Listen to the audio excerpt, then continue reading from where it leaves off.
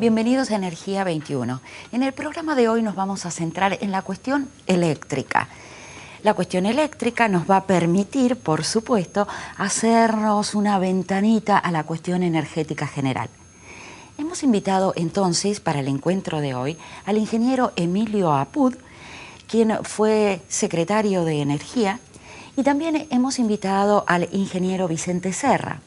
Ambos tienen el común de haber sido funcionarios de la Secretaría de Energía. Vicente Serra fue subsecretario de Combustibles en el periodo 2004-2007. Y también ambos tienen la característica de dedicarse hoy a la consultoría, a brindar su expertise y su asesoramiento tanto a funcionarios como a legisladores, como a empresas del sector que los demandan. Sobre finales del programa vamos a comentar algunas noticias y la agenda energética en palabras de Zulma, nuestra colaboradora, que nos va a brindar estos detalles. Ahora entonces vamos a quien nos presenta. FECOBA, Federación Entidades de Combustibles, presenta Energía 21.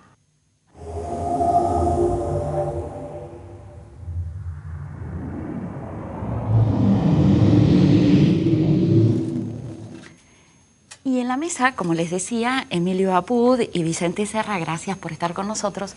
Bueno, nos vamos a centrar en primer lugar en el tema eléctrico. Hay mucho para hablar. Pero vamos a hacer un repasito breve para el televidente un tanto distraído o disperso, que no tiene por qué conocer los temas de electricidad y de energía, y ustedes me van a corregir si me equivoco, pero me parece que sería bueno revisar que en el mercado eléctrico, desde que se produjo el cambio en la Argentina, desde que se privatiza el sector eléctrico, aparecen, un mercado con un ente que regula la privatización y observa lo que deben cumplir, y por el otro lado los generadores, los fabricantes de la electricidad que convierten el agua o la fisión del átomo o el combustible en electricidad, los transportistas que llevan esa electricidad generada en el Comahue, por ejemplo, hasta los centros de consumo, y los que distribuyen comprándole al transportista. Y por el otro lado también están los grandes usuarios que le compran a quien ha generado. Y nosotros, los usuarios, que le compramos al distribuidor, y nuestro vínculo con la electricidad es con Edenor o Edesur, que nos permite la electricidad de nuestro hogar. Ahora bien, en este ámbito, presentado muy con los títulos y a grandes rasgos, hay algunas situaciones que están modificándose, se han anunciado cambios en el mercado eléctrico, hay algunas regulaciones que están viéndose, pero lo cierto es que, ¿qué nos lleva a estos cambios y a estas regulaciones? Hay que modificar el tema. ¿De dónde partimos entonces? ¿Cuál es la situación hoy para que se esté hablando tan insistentemente de próximas modificaciones? Bueno, es necesario introducir modificaciones porque la política seguida por el kirchnerismo a partir del 2003 ha llevado a situaciones insostenibles, ¿no?, por falta de inversión y señales claras en cuanto a los marcos regulatorios. Hay que contarle a la gente que antes de estos cambios, o sea, hasta el 2003, existía, como bien dijo usted, un ente regulador, que era el ENRE, que establecía junto con los principales protagonistas del sector, los productores, los usuarios, etcétera, cada 6 meses hacía actualizaciones tarifarias.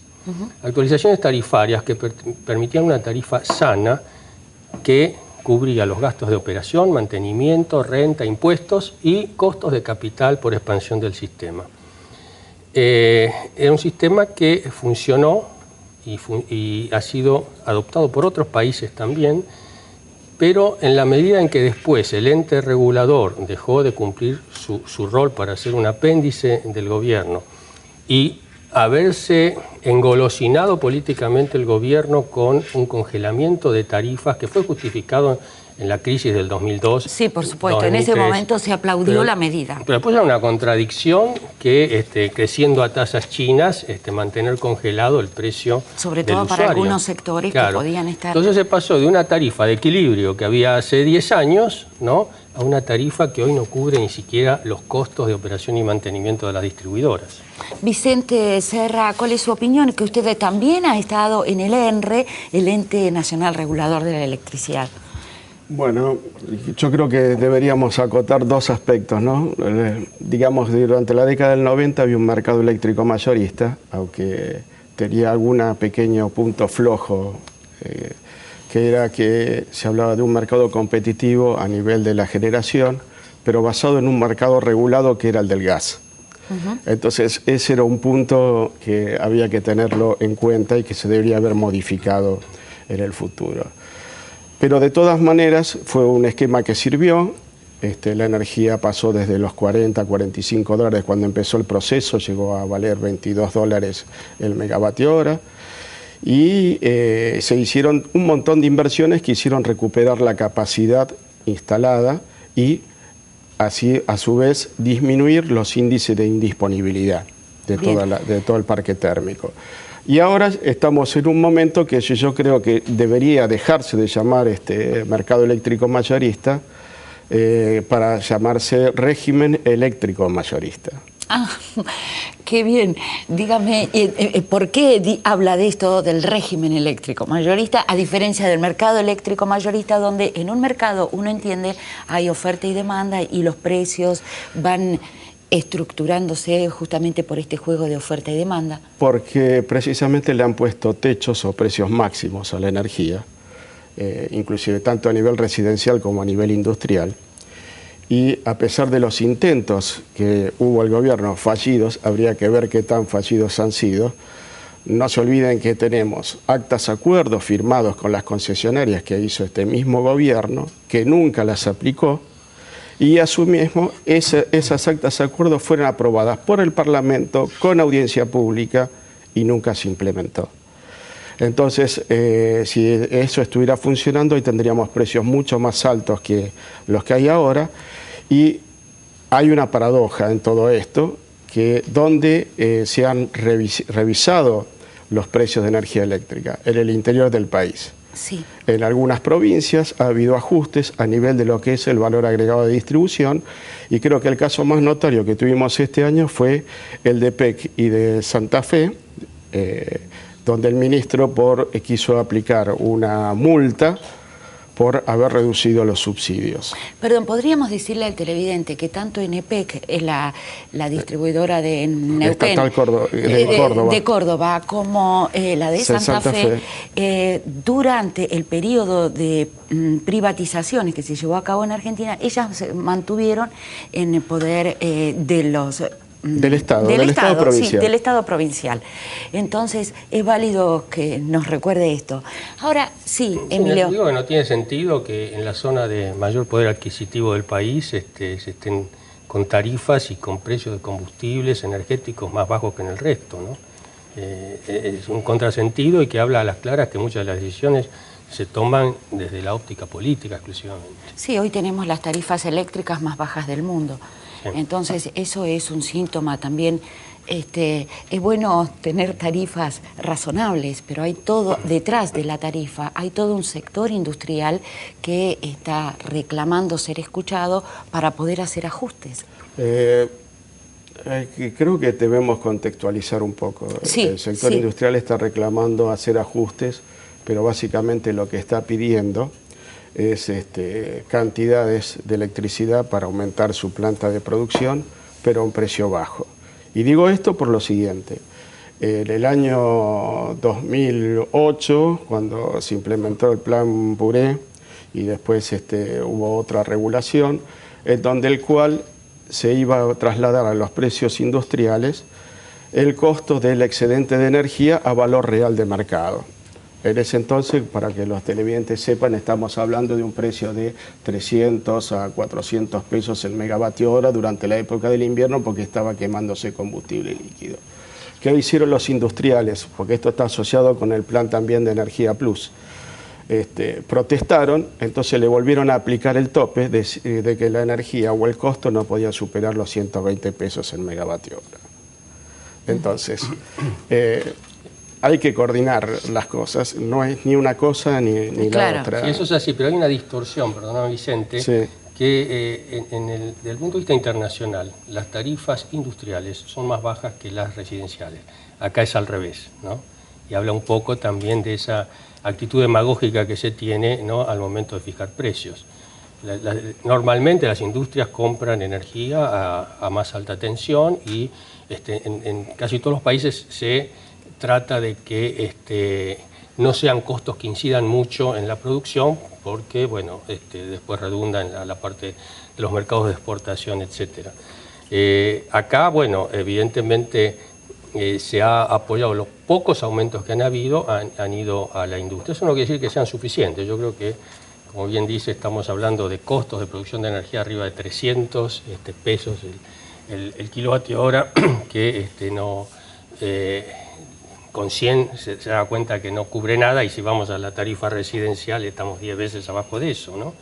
Entonces, a mí me parece que si bien en una democracia políticamente es necesario incidir en las decisiones, pero cuando uno se pasa de lado y deja de tener en cuenta los factores técnicos, los factores económicos, los factores financieros, de inversión, etcétera, pasa lo que está pasando ahora, que estamos en un sector donde el mes pasado las distribuidoras dijeron: no le podemos pagar a Camesa, que es la que le da la energía que producen, es un intermediario Camesa, ¿no? Le vamos a pagar el 50% nada más, ¿sí? Ahora, no se le corta la luz a los usuarios, entonces, ¿quién cubre esa diferencia? La diferencia va un déficit ficticio que va a tener Camesa y que al final el Tesoro lo va a aportar, ¿sí? O sea que es un mayor gasto público, y en el gas está pasando lo mismo, con la diferencia que cuando el distribuidor no paga, no le paga al productor. El productor puede dejar de producir en cualquier momento. Estas distorsiones han sido sistemáticamente ocultadas por este gobierno de manera de gozar, digamos, del beneplácito de toda la sociedad expresada en los usuarios residenciales. Pero hay otra realidad atrás de los usuarios residenciales, que es la industria, la producción, el transporte y una serie de cosas, ¿no? Tenemos que ir a una pausa. Cuando volvamos vamos a vincular este tema con el tema del abastecimiento energético, que creo que tiene mucho que ver y que tiene mucha incidencia. Hemos escuchado durante este año en algunos discursos a la propia Presidenta hacer mención a los costos del país para comprar la energía.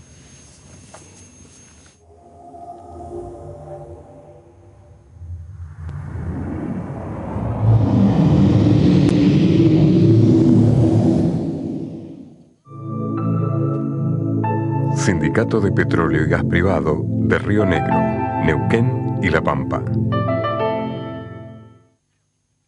Siguiendo los ejes del Plan Energético Nacional, ENARSA ha logrado dar respuestas concretas a las necesidades de todos los argentinos en los ámbitos del petróleo, el gas, la energía eléctrica y las energías renovables. ENARSA, energía, desafíos y logros.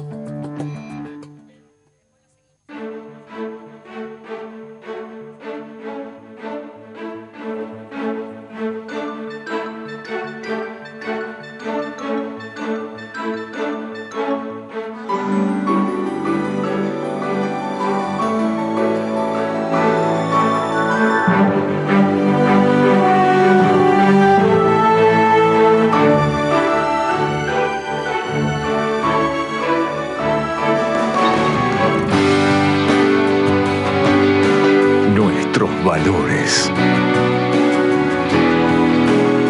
nuestros colores. En el Año Internacional de las Cooperativas y siempre. Banco Credicop Cooperativo. La banca solidaria.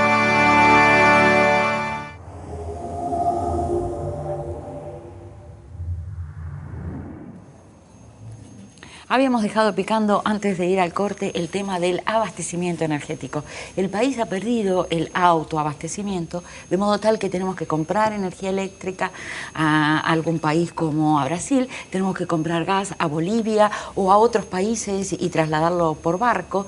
Esto pone, digamos, una alarma porque justamente hay que abastecer la demanda que aumenta cada año considerablemente. Entonces, por un lado aumenta la demanda y no tengo con qué cubrirla, compro afuera y pago a otros valores.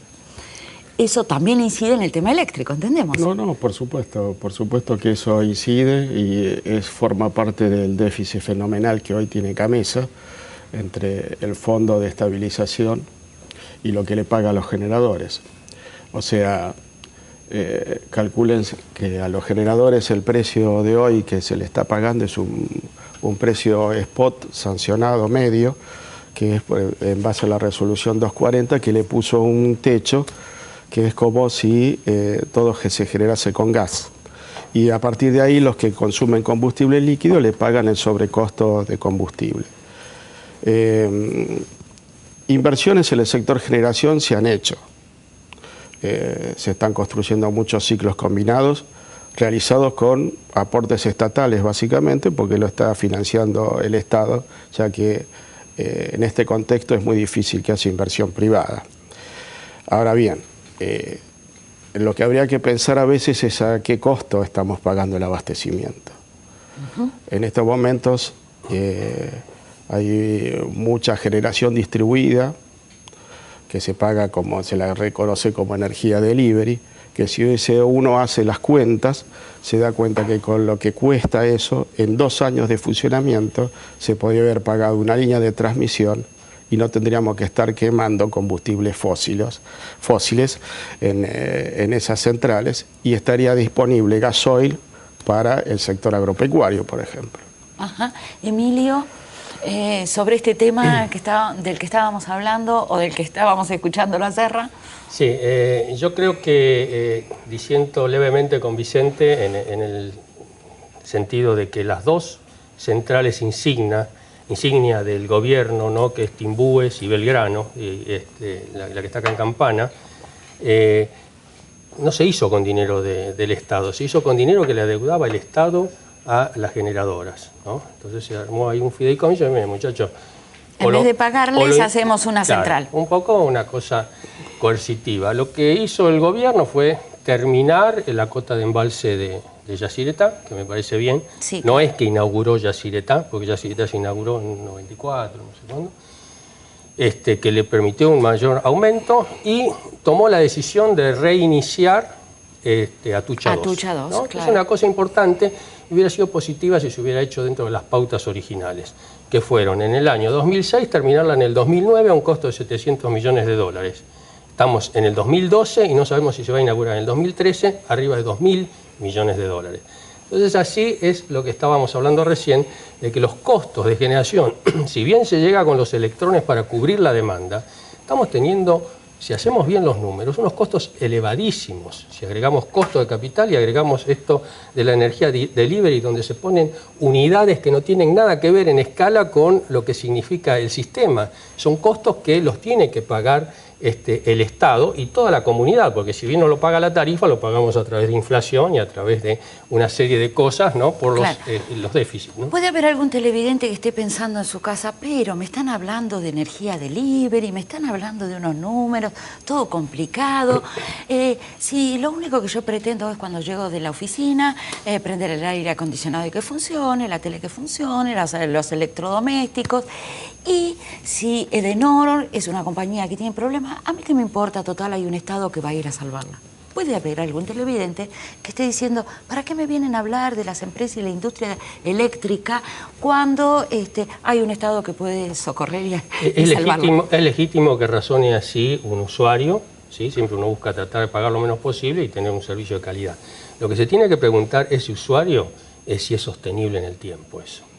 Y yo estoy completamente seguro que no es sostenible. O sea, o va a haber escasez o los precios se van a ir a ser uno de los más caros del mundo, si se sincera la tarifa, y la bendita soja no alcanza para cubrir estos déficits que está generando el sector energético cuando tendría que generar superávits. Claro, porque somos un país tenemos que tenemos todos los recursos, para... tenemos todos los recursos, somos 40 millones de habitantes y tenemos recursos energéticos para cientos de millones. Si hacemos bien las cosas. Vicente. Yo apelaría, en este caso para el televidente, a que use su sentido común.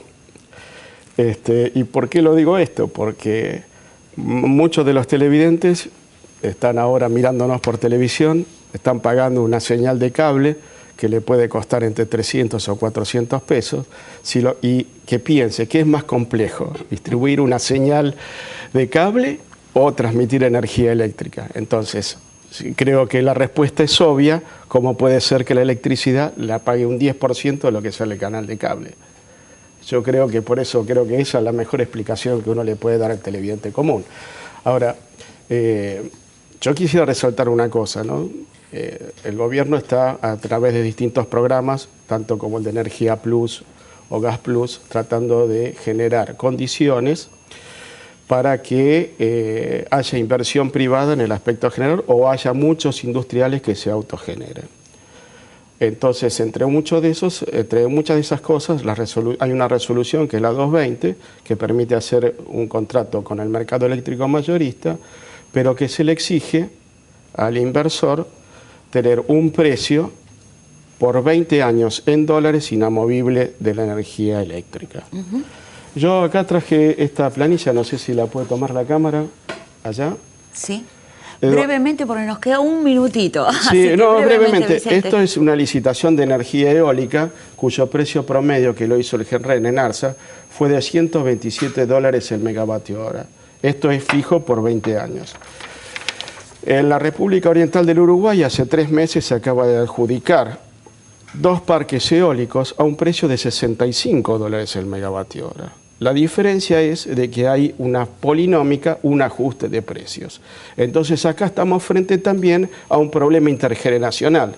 Nosotros, con nuestro esfuerzo, vamos a estar pagando lo que van a disfrutar nuestros nietos o nuestros bisnietos en el futuro, cuando la cosa debería ser equitativa y compensada. Lo digo esto para pensar y reflexionar. Bien, y despidiéndolos, un instante de conclusiones. Sí, yo le quería decir al oyente o a la persona que nos está viendo que lo que estamos viviendo en el sector energético es una ficción, ¿no?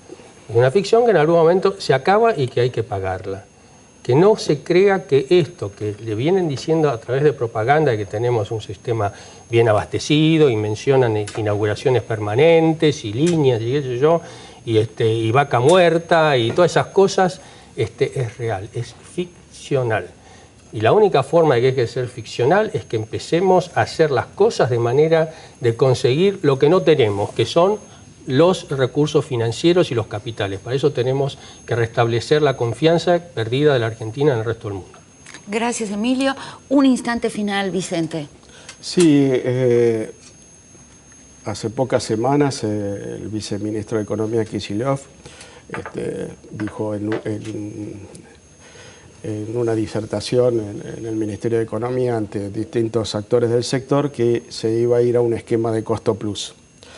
Entonces quiero reflejarle o recordarle a los oyentes que el sistema de costo plus es un sistema que ha sido perimido, ha funcionado mal en otras partes del mundo, porque eso exige un esfuerzo regulatorio enorme, que es prácticamente sentarse al lado de la empresa para controlar los costos.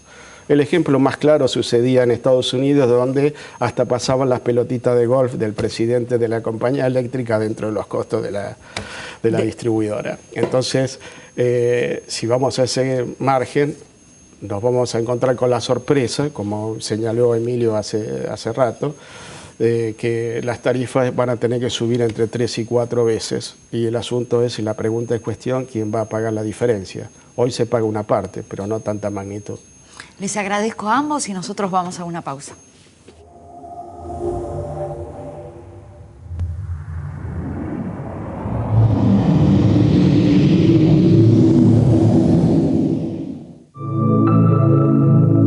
Sindicato de Petróleo y Gas Privado de Río Negro, Neuquén y La Pampa.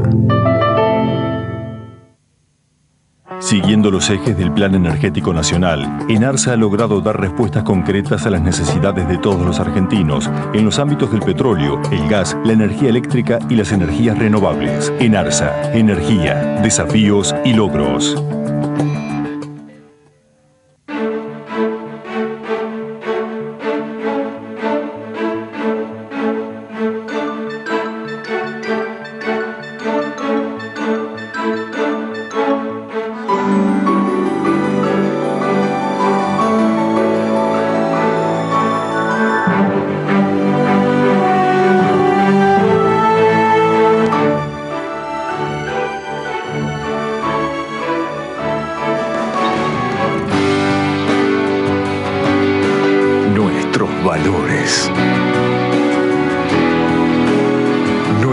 colores. En el Año Internacional de las Cooperativas y siempre. Banco Credicop Cooperativo. La banca solidaria.